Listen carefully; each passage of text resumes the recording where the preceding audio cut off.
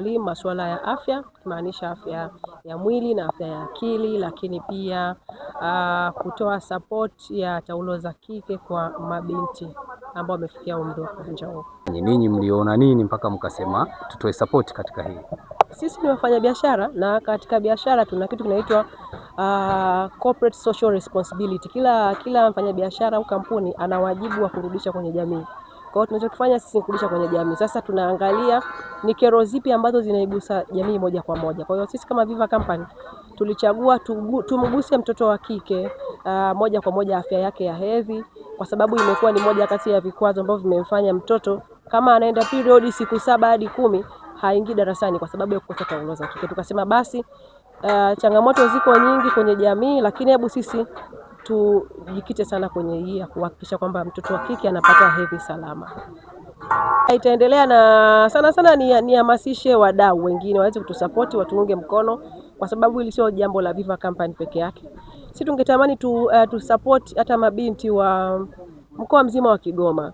Lakini kwa sasa hivi tunafanya kwa pale ambapo sisi tunaweza kufika, na tumeanza na shule ambazo ziko karibu, na tutaendelea kuenda na shule nyingine, labda baadaye tutaenda mpaka mabinti mitaani tu ambao hawako mashuleni pia, au pia kwenye vituo vya watoto wa mitaani na sehemu zingine ambazo zinakuwa na uhitaji.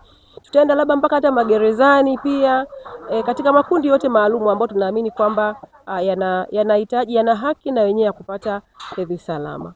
Lakini wito wako sasa, japo kwa wazazi wasikie mawili matatu kutoka kwapo. Wapo wazazi ambao haya wanayofanya ni majukumu ya wazazi, lakini wengine hawayafanyi, na hata ikitokea mashirika kama hivi Viva mnafanya, bado wao hawatoi support na waone kama mnachokifanya kina umuhimu. Labda jambo gani wazazi wanaweza kasikia kwapo?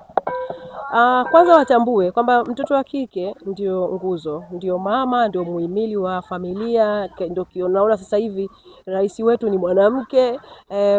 Kwa hiyo inaonyesha kwamba ni mtoto ambaye ana ndoto kubwa na anahitaji special care, anahitaji kuangaliwa kwa umakini zaidi na kumtengeneza vizuri, sio tu kiakili lakini hata kiafya. Leo usipojali afya yake ya hedhi, kesho anaweza kuja kupata infections, akapata matatizo ya kizazi, shida ikawa kubwa zaidi, na hata kisaikolojia inakuwa inaleta shida. Kwa hiyo ni mtoto wa kike sio mtoto wa mzazi peke yake, ni wa kwetu sote, lakini mzazi akumbuke yeye ana jukumu na yeye ndio namba 1 kwa ajili ya kuweza kumwandaa mtoto katika uboreshwaji wa afya yake ya akili na hata ya hedhi salama.